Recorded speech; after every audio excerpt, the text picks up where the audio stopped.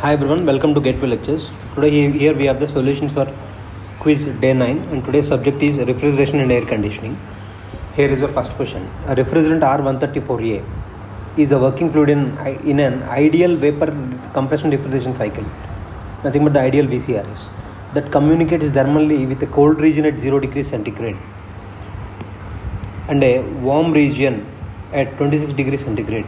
Saturated vapor enters the compressor at 0 degrees centigrade and saturated liquid leaves the condenser at 26 degrees centigrade. The mass flow rate of the refrigerant is 0.08 kg per second. If the system is supposed to run on Carnot cycle, nothing but the reversed Carnot cycle, between the same temperature limits, the percentage its COP is more than that of the VCRS cycle is. And take enthalpy of the saturated liquid, nothing but HF at 26 degrees as 85.75 kg per kilojoule per kg, and HG enthalpy at saturated vapor at 0 degrees centigrade as 247.23 kilojoule per kg. And also the superheated at enthalpy of the superheated stage of the compressor exit is also given. Here directly in the question they mentioned the compressor exit is at superheated state. Right. So that is at 264.7 kilojoule per kg. So for whatever be the question of refrigeration and air conditioning, whether it be of any case, for VCRS cycle, whenever you see the VCRS cycle or air refrigeration cycles, first draw the TS diagram. TS diagram is a very important thing here. After drawing TS diagram, then question is very easy. So let us draw the TS diagram. So this is our diagram for TS, temperature and entropy, right?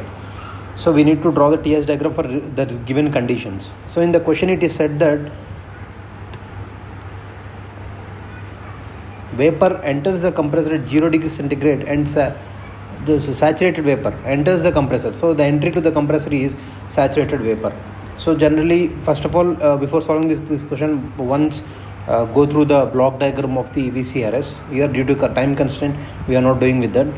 So the entry to the compressor is the saturated vapor. So here on the saturated vapor we'll take a mark here, and that is the entry to the compressor. So and also we know the compression process in VCRS is isentropic process. So for isentropic process it is a straight line, right? That is a straight line. And also one more condition in the question is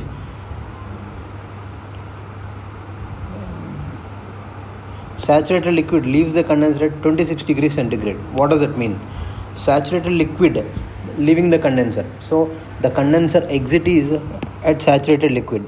So somewhere here we'll have the condenser exit, and its temperature is also given.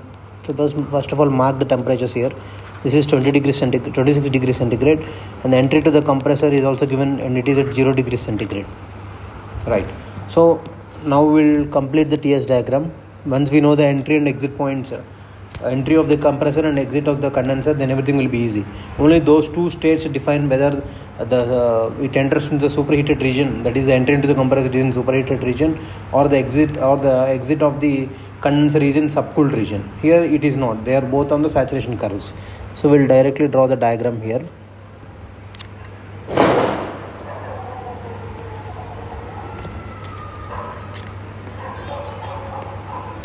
Why we have taken a dotted line here? Because the process here, so first of all mark the process whatever we have here. Process 1, 2, 3, and this is our 4. Why does 3 to 4 we represent by a dotted line? Because the 3 to 4 process is an isenthalpic process, and always the isenthalpic process is always irreversible. Okay, generally isenthalpic process is nothing but throttling process. Throttling is nothing but the drop in pressure in a nozzle, in a type of a device. Okay, type of a device. So the drop in pressure is always an irreversible process. So for irreversible process we will be representing it by a dotted line, right? And reversible processes can be represented by a dark line, as we did from 1 to 2, 2 to 3, and 4 to 1. Okay, the state at 1 is all the points were known, and also some of the data in the question was also given. Let us write down the given data. The mass flow rate was given. Mass flow rate of the refrigerant is given as 0.08 kg per second, right? And also the percentage of COP, we need to calculate all the things. Take HF at 26 degrees centigrade. HF at 26 degrees centigrade as 85.75. So HF at 26 centigrade is nothing but H3, right? So the value of H3 was given in the question, and the value of H3 is also equal to H4 because 3 and 4 is an isenthalpic process. So H3 is equal to H4, that is equal to 85.75 kilojoule per kg. Here we'll write down all the data, then we'll proceed in the question. And Hg at 0 degree centigrade is given. Hg at 0 degree centigrade is nothing but H1 entry into the compressor, and that value is given as 247.23 kilojoule per kg. And also the superheated compressor exit is also given, nothing but H2. You can observe in the TS diagram, this is the entry to the compressor and this is the exit, and it is in the superheated region. So, and its enthalpy is also given. H2 is equal to 264.7 kilojoule per kg, right? And now it is said that if suppose in between the same temperature limits, that is 26 degree centigrade and 0 degree centigrade, if there is a Carnot cycle running, Carnot means nothing but a completely reversed cycle. Okay, here the processes are 1 to 2 in general VCRS. This is our VCRS cycle. Well, represent arrows. This is our VCRS, or simply we can why it is called as, in the question it is said as ideal VCRS, because whenever we discuss about VCRS cycle, we state few assumptions here while deriving the COP. Those assumptions are: the entry to the compressor is saturated vapor and the exit of the condenser is saturated liquid, and the same was given in our question, the data, right? That is why he beforehand mentioned it as ideal VCRS. So always ideal VCRS mean entry to the compressor. Sometimes in question they will not mention what type of exit and inlet, they'll just simply mention ideal VCRS. Ideal, it doesn't mean that it is reversible. Okay, if it is mentioned only ideal Carnot or a reversible cycle, then only it will be the ideal case, then only we need to take an ideal case. But here ideal doesn't mean that it is a Carnot. Ideal VCRS means ideal will be assuming assumptions like entry to the compressor is saturated vapor and exit of the condenser is saturated liquid. So whenever you see this word, you remember to that. And what exactly is Carnot? So here we will see what are the process. 1 to 2 is isentropic compression, and 2 to 3 process is constant pressure heat rejection, nothing but condensation, and 3 to 4 is isenthalpic expansion, and 4 to 1 is constant pressure heat addition, right? That is the evaporator part. And the same we will also do for Carnot. What exactly is reversed Carnot? We will also draw TS diagram for that. So for a reversed Carnot also we will draw the TS diagram here on the right side. This is the T and this is the S coordinates, and the TS diagram is always a square. Square doesn't mean it has equal dimension, but it seems like a square, because in TS diagram the processes are two isothermal processes. We will represent them 1, 2, 3, 4. Two isothermal process. 2 to 3 is isothermal, 4 to 1 is isothermal, and 2 adiabatic process. 2 to 1, 3 to 4. Here 1 to 2 is adiabatic compression. 2 to 3 is constant temperature heat rejection. 3 to 4 is adiabatic expansion. 4 to 1 is constant temperature heat addition. This is the same cycle here: 1 to 2, 2 to 3, and 3 to 4. And generally it is also an anti-clockwise because it is also a work consuming device. So first we will define what the COP for both the things. So COP of Carnot is always, remember this, COP of Carnot can be directly given with respect to temperatures, and these are the temperatures here. One is the T lower and one is the T higher. So T lower is 0 degree centigrade, nothing but 273 Kelvin, and the T higher is at 26 degrees centigrade, nothing but 299 Kelvin. So the COP of reversed Carnot refrigeration system is given as T low upon T high minus T low. Okay, that you can go through some textbook or notes you have. It is a simple derivation. So 273, right? 273 upon, and the TH value is given as T higher, that is 299. So 299 minus 273, and this COP comes out to be 10.5, right? But for ideal VCRS, we will take the general definition of COP as desired effect upon work input or work net. Okay, since here we are using expander, the work is negligible. Actually, it is taking zero work. So here we will take the work input, nothing but to the compressor. Right. Now, what is the desired effect here? Desired effect we will try it in terms of enthalpy. Always in the refrigerator, the desired thing is the functioning of the evaporator. So if the evaporator functions, then that is a desired effect. So evaporator functioning nothing but making the fluid to flow from H4 to H1, mean from high enthalpy to low enthalpy. So then from low enthalpy to high enthalpy. Since when we start collecting the heat from the evaporator space, it is at low enthalpy. Once it's collected heat from the evaporator space, then it will be at high enthalpy. So the desired effect is always H1 minus H4 upon H2 minus H1. Right. In our question, H1 is given and also H4, nothing but H3 was given, H2 was given, H1 was given. We will substitute the values here. In the H1 was given as 247.23 minus 85.75. That whole divided by H2 264.7 minus 247.23. From that the COP we can call it as actual or ideal VCRS. Actual or ideal VCRS, and that comes out to be the value, it will be always less than this 10.5, and that is coming out to be 9.243. Okay, and here we can see directly that COP of Carnot, let it be C, is greater than COP of VCRS. Okay, since this is 10.5 and this is 9.243. So how much it is in percentage wise, how much it is greater than the COP of Carnot, how much greater than the COP of the ideal VCRS. That percentage we can see like COP of Carnot minus COP of VCRS upon COP of VCRS. That once we calculate, we get, and in also it is, since we are asking percentage, so we will multiply it by 100. Then that we will be getting as 13.599 percentage. And this is our answer. Let's go to the next question. During the test of a refrigerating plant using R12, the following observations were made. Pressure range of the working is 10.1 bar and 1.7 bar.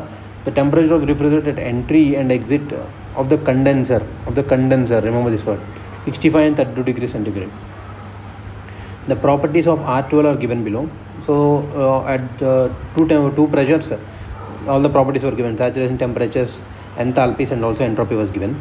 Take average specific heat for liquid refrigerant as, so for liquid refrigerant CL is said to be taken as 0.97 kilojoule per kg, and also for superheated vapor, nothing but CO vapor, to be taken as 0.65 kilojoule per kg degree centigrade or per Kelvin. The theoretical COP of the plant is. Similarly, here in the question, nothing is mentioned about the cycle, but whenever you see R12, a refrigerating plant, then you should take VCRS. So we will first, whatever be the question, we will draw the TS diagram here. So here drawing the TS diagram. First of all, in the question it was given two pressures. So we will first indicate the pressures on this TS diagrams. Right. So how the pressures will be? One is given as 1.7 bar and the other is 10.1 bar. Right. So generally the pressures will be in this fashion on the TS diagram. This is the T and this is the S. Okay. And these were the pressures. And the first pressure is 1.7 bar and the second one is 10.1 bar, the higher pressure.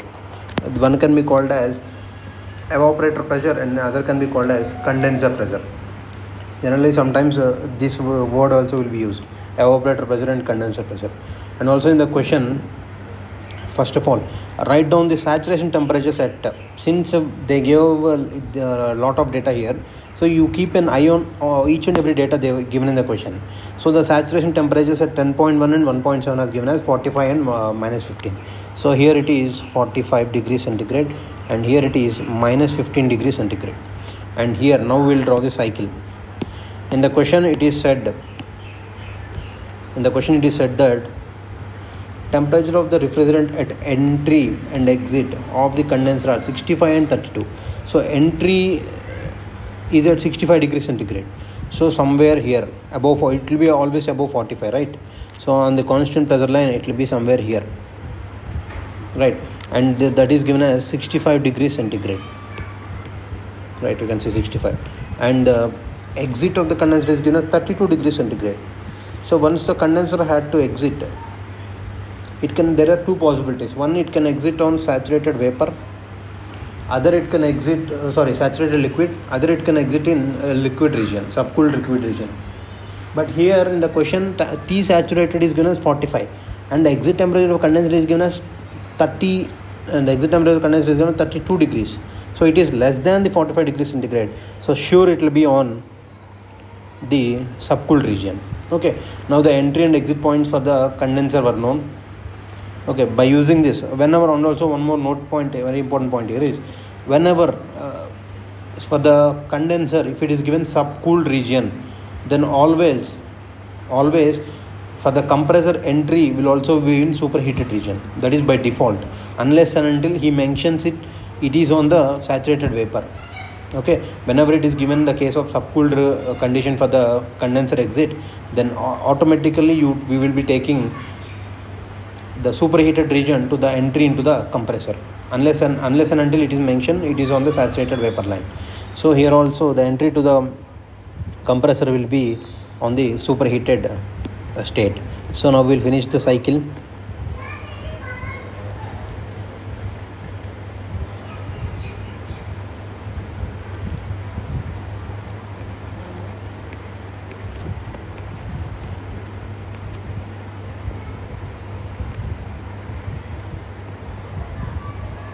So this is our final VCRS, and we'll mark all the points. Let this point be 1 or 1 dash, and let this point be 2, let this point be 2 dash, and let this point be 3 dash, and the exit of the condenser be 3, and entry into the evaporator is 4, and the exit on the evaporator at saturated thing is 1.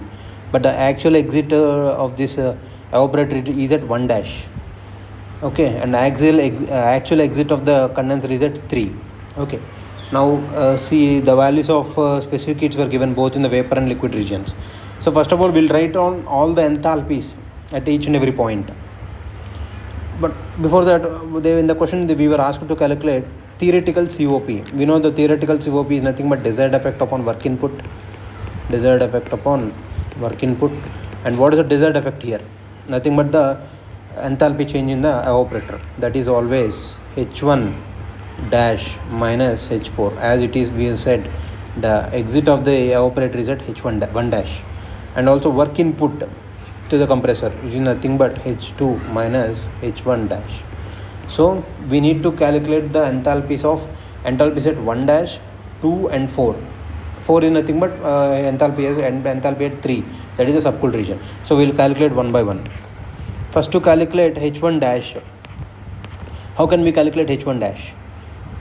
There are two ways. One, if we know the temperature at T1 dash, but actually the temperature at 1 dash is not known. So what is another way we can calculate H1 dash? That is by using one condition of entropy.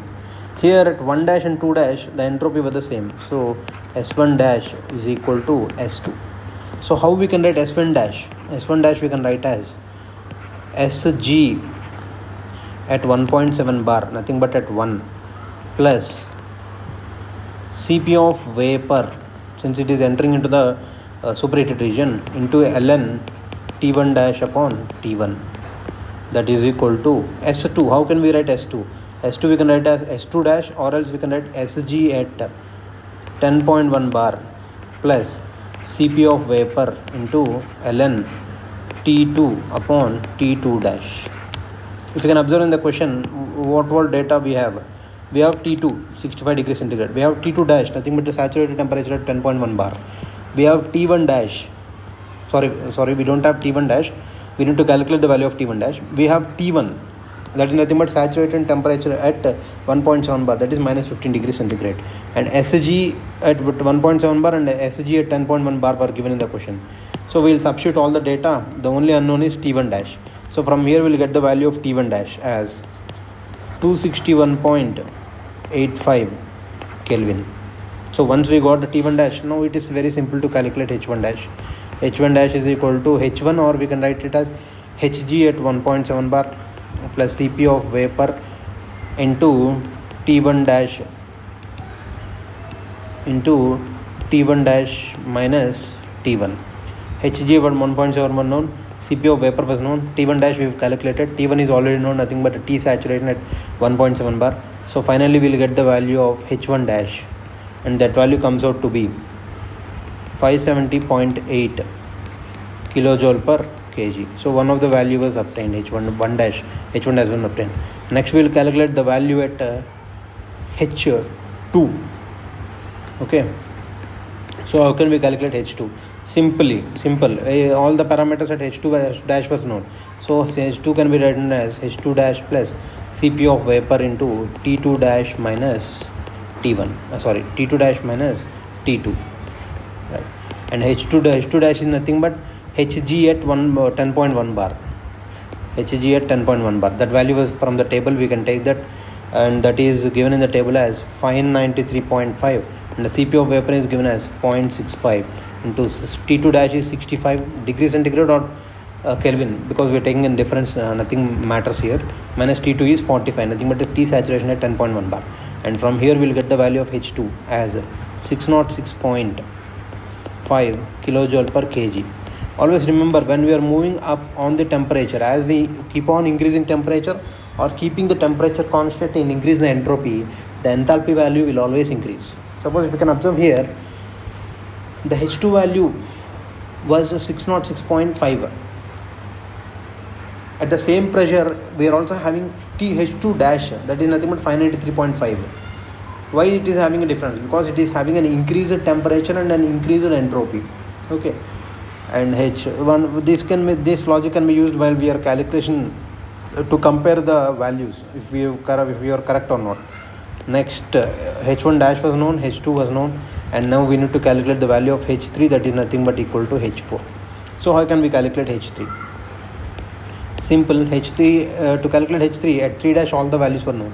So directly we can write H3 is equal to H3 dash minus Cp of liquid into T3 dash minus T3. Since T3 dash is at higher temperature, so T3 dash minus T3. So from that H3 is equal to H4 is equal to H3 dash is nothing but HF at 10.1 bar. That is from we can get from the table. Cp of liquid we can get from table. T3 dash is known, T saturated at 10.1 bar 45 degrees centigrade, and T3 was known, the exit of the condenser 32 degrees centigrade. From that we will calculate the value of H3 or H4, that we will be getting as 452.4 kilojoule per kg. So now all the values for enthalpies were known. We will simply substitute here in the COP theoretical. Okay, H1 dash 570.8 minus H4, nothing but we calculate now 452.4 divided upon H2, nothing but 606.5 minus again H1 dash, that is 570.8. From that we will get the value of COP as 3.31. right, and this is our answer. In this way we will proceed step by step. Whatever be the case of VCRS, first draw the TS diagram. That is an important thing. And here comes our next question, third question. 100 meter cube per minute of air at 40 degrees centigrade dry bulb temperature, and the PVS is given. Always PVS is the saturated vapor pressure at wet bulb temperature, and the PV is the saturated pressure at the dry bulb temperature. So the PVS was given in the question, and also the relative humidity was given as 15% relative humidity is passed through an adiabatic humidifier. Okay, the air is coming out from the adiabatic heat humidifier at 25 degrees centigrade. So the temperature is decreased dBT, and 20 degrees centigrade WBT. So the WBT value was also given 20 degrees centigrade, and also saturated vapor pressure is also given 0.0317 bar. and here the specific relative humidity was increased 63.5% RH. So why this change occurred? Once passing in through the adiabatic humidifier, the temperature is decreased and the humidity value is being increased. What happened in the adiabatic humidifier? So we'll know first of all what is an adiabatic humidifier. So adiabatic humidifier is a device where in the device will be passing the air. Okay, and also an important thing to note about the device is it is an adiabatic or insulated device.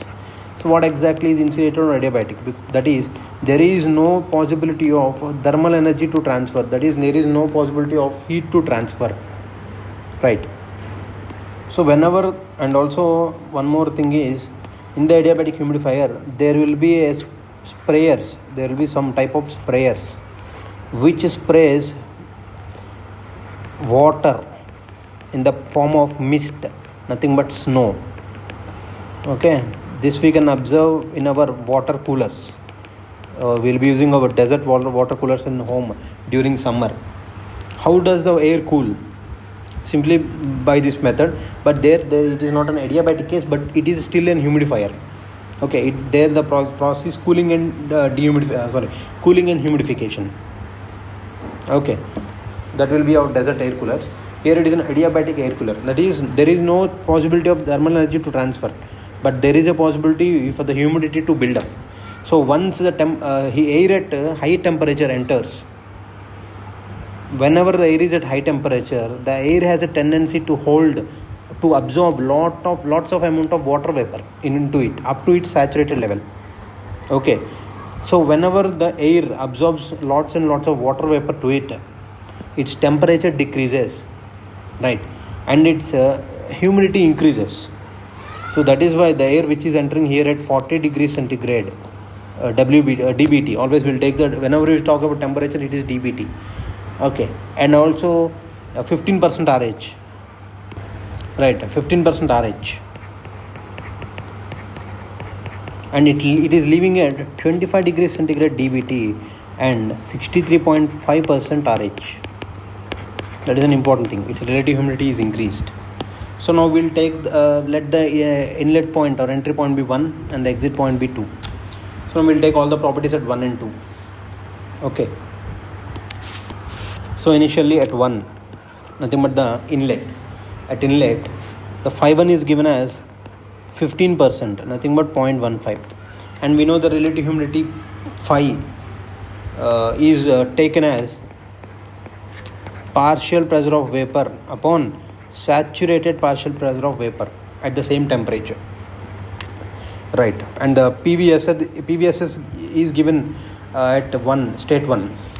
That is, PV upon PVS is given as 0.0738 bar. From that we'll get the value of PV1, nothing but at state 1 it is PV1, that is equal to 0.01107 bar. Right. Similarly, we'll calculate the value of specific humidity, or the absolute value of humidity at that point, specific humidity, and that is generally denoted for kg of water vapor per kg of dry air. So that generally we'll be calculating by using the formula 0. Only in this psychrometry, during this calculation we'll have only 4 standard formulas. You need to remember all the 4 standard formulas, and also you need to remember what exactly is PV and PVS. Okay, then our complete question will be done. So here W is nothing but 0.622 into PV1 upon P minus PV1. The P is nothing but the atmospheric pressure, and the atmospheric pressure is given as 1 bar in the question. From that, specific humidity is nothing but 0.622 into PV1 we calculated here 0.01107 upon P minus PV 1 minus 0.01107, and from that we'll get the value of specific humidity at point 1 as 0.00696 kg per kg of dry air. Kg means it is nothing but kg of water vapor per kg of dry air. Okay, this is all the values at 1. Now we'll take the values at 2. Okay, we'll take a division here. We'll take the values at 2.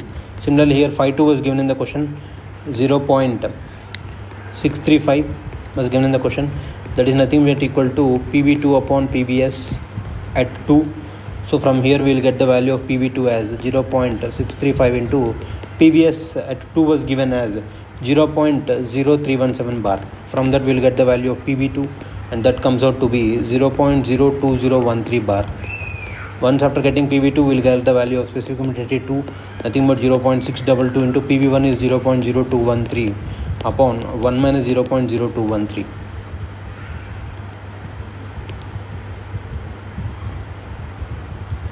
This is 0.2013, right? 2013, and here it's also 2013. From that we'll get the value of omega 2, and that comes out to be 0.01278 kg per kg of dry air, right? So whenever the air passes from state 1 to state 2, and also it is taking some water vapor, so we need to calculate what amount of water is carried by air during passing from state 1 to state 2. That we can give it as mass of air. The mass of air into nothing but dry air into the mass of dry air into change in specific humidity from 1 to 2. Okay, that is nothing but equal to mass of dry air into omega, the mass of dry air into the change in relative humidity, change in specific humidity, omega 2 minus omega 1. Okay, so first we need to calculate what is the mass of dry air exactly. So mass of dry air, generally at entry the dry air is having a mass of Pa into V, nothing but pressure of air into V upon R into temperature of the air. And Pa was nothing but, we know at entry the PV1 is nothing but vapor pressure. Generally air consists of both vapor and dry air, water vapor and dry air. So if we subtract water vapor pressure from the air pressure, then we will be getting the pressure of air. So pressure of air is nothing but total pressure of that given air. This is actually pressure of air is nothing but dry air, nothing but total pressure minus the pressure of vapor. Okay, so here similarly 1 minus 0.011107 into the volume. The rate of volume was given 100. In the question it is given 100 meter cube of air per minute. So it is nothing but 100 meter cube per minute. Let our answer be in meter cube in minutes only. So we'll be solving keeping the same, and the value of R for air is 287 into the temperature of air at initially is given in the question as 40 degrees centigrade, nothing but 313 Kelvin. By solving this we will be getting the value of MA as 110.0878 kg per minute. This mass of air is passing per minute. So then we need to calculate, this is the air, this is the water carried away by the passing from 1 to 2. So that is also nothing but equal to mass of air is 110.0878 into omega 2, W2, nothing but 0.01278 minus W1, 0.00696, and that comes out to be 0.6407 kg per minute. And this is the amount of water that is being carried away, because it is a time rate, so it is being carried away by passing from 1 to 2, and this is your answer. Okay, and the next question, the following data is for closed. We are taking it in a detailed manner, so it is taking a lot of time. So we are discussing each and every point. Okay, the following data is for closed Bell-Coleman air refrigeration cycle. So whenever it is Bell-Coleman, then it is nothing but reversed Breton cycle. So it is a air refrigeration cycle. So in the pressure at inlet, pressure at compressor outlet, temperature at compressor inlet, temperature at expander inlet, all the data were given. We will just represent them on the TS diagram. Okay, then we can draw PV and TS, but since temperatures and pressures are given, we will take a TS diagram so that it will be easy to solve the question. So we will draw the TS diagram here. This is a TS diagram. I've drawn it beforehand. I'll just represent, I'll just tell you what were the states here in generally in this Bell-Coleman cycle. So the state from 1 to 2, The 1 to 2 is an isentropic compression process, and 2 to 3 is an constant pressure heat rejection process, and 3 to 4 is again isentropic expansion. Here it is an isentropic expansion process, not isenthalpic. Here it is an isentropic expansion process, and 4 to 1 is constant pressure heat addition. Okay, this is the evaporator part where we add heat to the system, and here the refrigerant is air. So air is our refrigerant. Okay, and also there is no phase change involving, so we will not take any saturation curve here. In Bell-Coleman cycle there will not be any phase change. Right, in the question the data were given, we'll just represent all the data whatever was given. The pressure at a compressor inlet is 2 bar. So we'll take the common pressure lines here. These were the common pressure lines on which we plotted our Bell-Coleman cycle. So the common pressure lines, the pressure at the compressor inlet nothing but this 1 point, and it is given as 2 bar, and the pressure at compressor outlet nothing but at 2, that is 10 bar. So these were the two. One is the P higher and other will be the P lower. Right. And also the temperature at compressor inlet. So T1 was given in the question. We'll write the data. T1 was given in the question as 18 degrees centigrade. Right. That is nothing but equal to 291 Kelvin. So T1 was given in the question. Similarly, the temperature at the expander inlet nothing but 3 to 4. The inlet is nothing but at 3. So the 3T is given as 28 degrees centigrade. That is nothing but equal to 301 Kelvin. Right. And also in the question load was given. Load is always the refrigeration capacity. So here our evaporator, what amount of heat content it can take per unit mass flow rate, it is called as load. Right.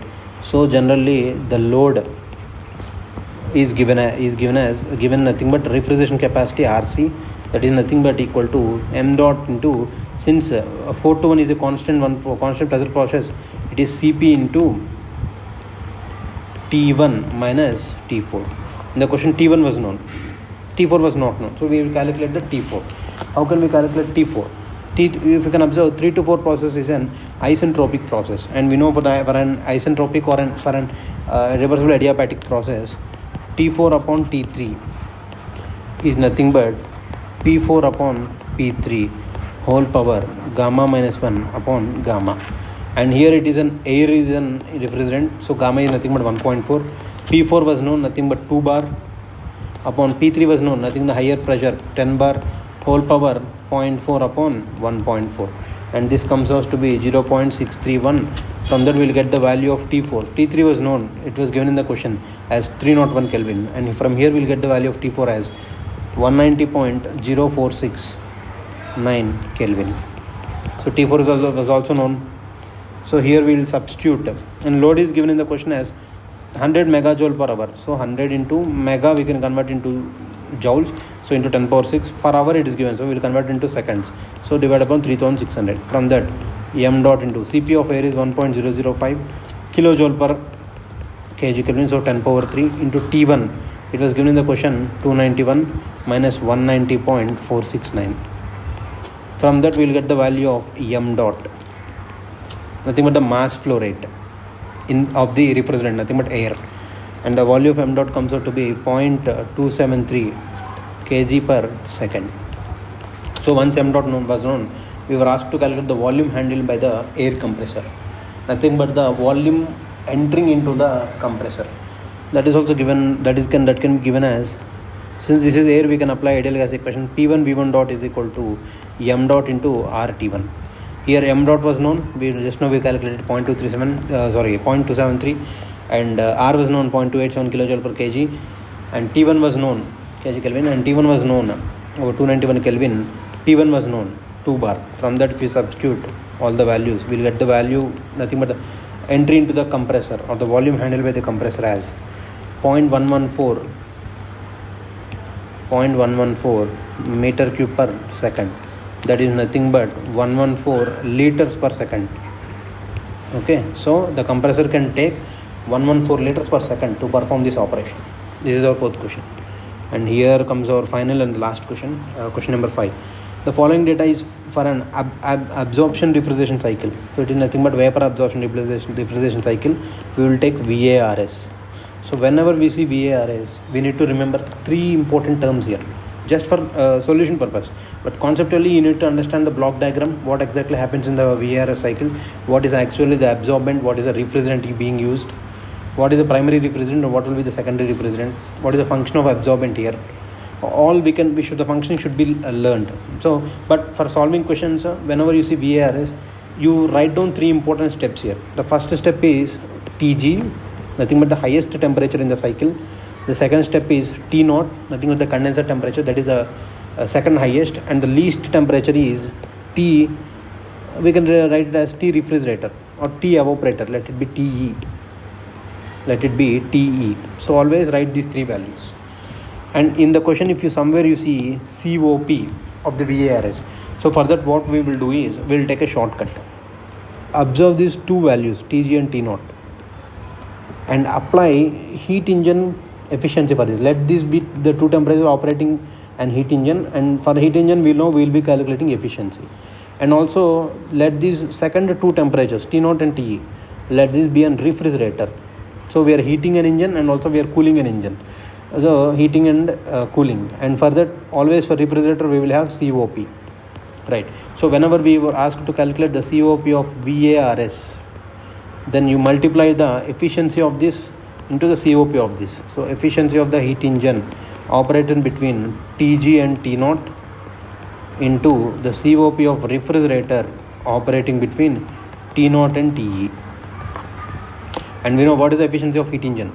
Higher temperature upon the difference between, higher temperature minus lower temperature upon the higher temperature. So it is TG minus T0 upon TG into the COP of the refrigerator is nothing but T lower. Here the T lower is T evaporator upon the difference between the 2 temperatures. So this is our COP of VARS. This is a shortcut to remember how we can calculate VARS. So now in the question we will write down all the data. The temperature of the evaporator minus 15 degrees centigrade. This one given as minus 15 degrees centigrade. Since minus 15 degrees centigrade. Ambient temperature nothing but T0, the condenser temperature given as 33 degrees centigrade. And actual COP is 35% of the maximum COP. And also remember this COP is the maximum COP because we have taken all the temperature terms. Whenever we take temperature term, that will be the maximum COP. Okay, but the actual COP is 35% of this maximum COP, and the load was given as 25 tons. Load is nothing but I've said already, load is nothing but refrigeration capacity. Here it is given in tons. Tons mean tons of refrigeration.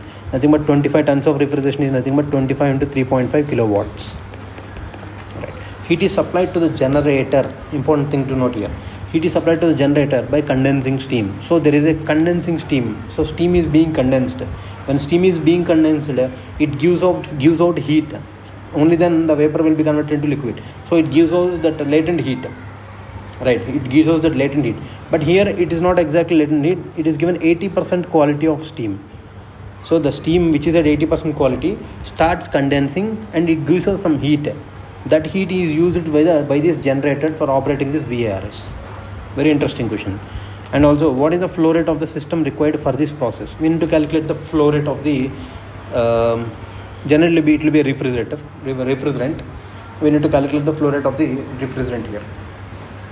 And also given, take Tsat is equal to 130 degrees centigrade and HFG as 2250 kilojoule per kg at 0.3 megapascal. So it was said in the question, the heat to the generator is given at 0.3 megapascals, and also it is given the T saturation temperature at that 0.3 megapascal as 130 degrees centigrade, nothing but that is equal to the TG. The calm mind, once you imagine steam is being condensed, so the temperature of steam having is Tsat, nothing but 130 degrees centigrade. So if at the same temperature it starts interacting, it itself is acting source to our VARS. Therefore the temperature at the generator is 130 degrees centigrade. Right. So we'll proceed into the question. First of all, we'll calculate the COP max. Then we'll discuss about the what is actually COP actual value. So for COP max, we need all the TG, T0 and TE were known here in the question. So 130 degrees centigrade is nothing but 403 Kelvin, and 33 degrees centigrade is nothing but 306 Kelvin, and minus 15 degrees centigrade is nothing but 258 Kelvin. Right. Now we'll substitute that in the COP max of VARS, and that by substituting the values 403 minus TG minus T0, 403 minus 306 upon 403 into 258 upon 306 minus 258. Right.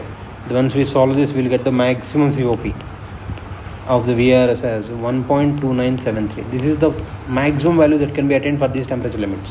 And in the question it is given COP actual, and it is said that it is 35% of the COP max. So 0.35 into 1.2973. That comes out to be 0.4528. And always remember the COP actual is desired effect. Here the same, always it is the same, desired effect upon. In VCRS we will be using work, we will be giving electrical work input, right? But in VARS we will not give any electrical work input, but we will be giving some little for the pump to operate. That is very minimal, but most form of energy here given is by QG.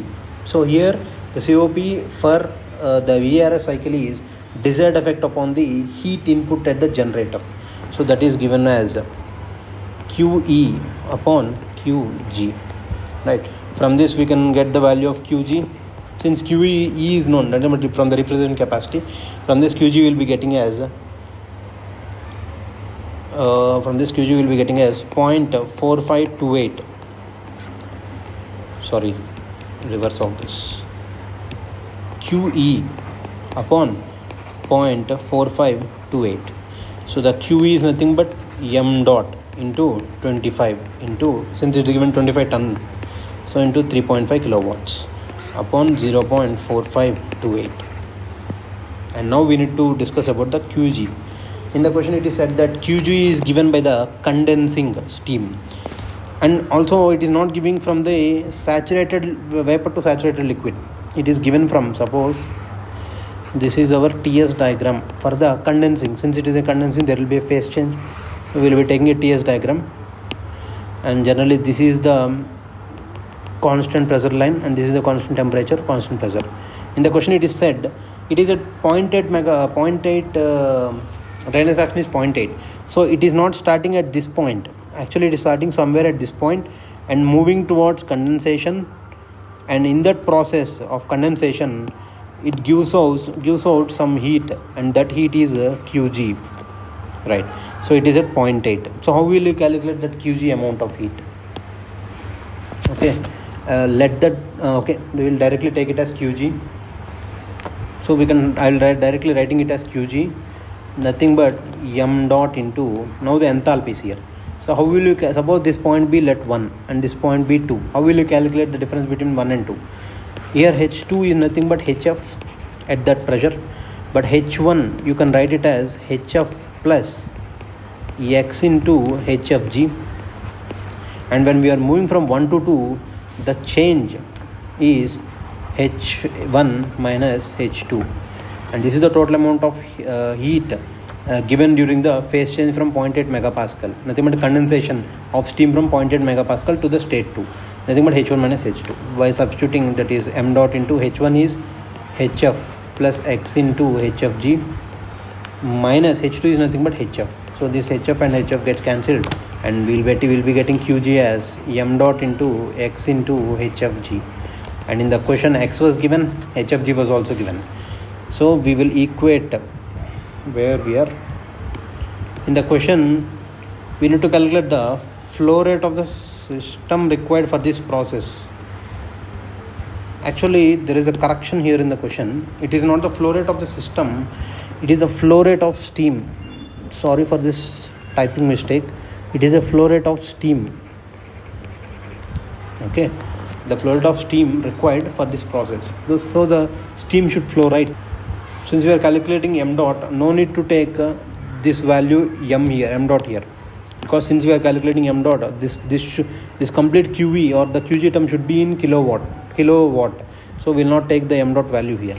Okay, sorry for this correction. There is a correction in the question, and this is given as ms dot into X into HFG, and this then nothing but QG, and will this equal to this ms dot into X into HFG, right?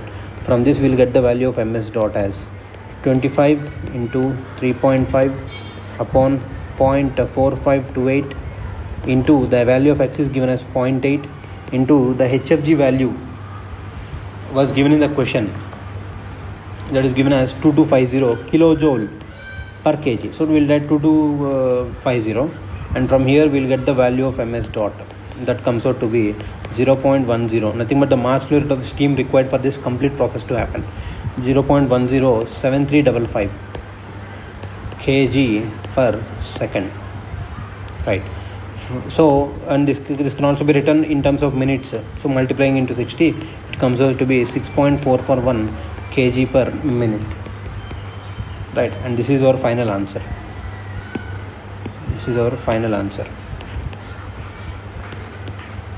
In this way we can solve the questions. Please make the note of this correction here. What is the flow rate of the steam required for this process? Okay, thanks for watching. These were the 5 questions on refrigeration and air conditioning. Soon we'll be making a series of all the subjects, all the 16 subjects we are having for the mechanical engineering, and also we will try to make questions on mechatronics, that is useful for ESE also. There are also very good questions on mechatronics. And once the cycle finishes, again we'll start from fresh. As on the first day of the quiz we started with thermodynamics. So in the same way, once the cycle completely finished, again we'll start with thermodynamics. Again in that way we'll be moving with the cycle till the gate examination. We'll be doing this quiz, and also many such important conceptual questions will be done. And even if we have any conceptual doubts regarding in any subject, regarding any topic, if you are having conceptual doubt, please post in the Gateway Telegram channel. There is a discussion group. Join the discussion group, and there you can post your query or the concept doubt you have, or any question. If you are facing any problem, place the question, we will try to answer it.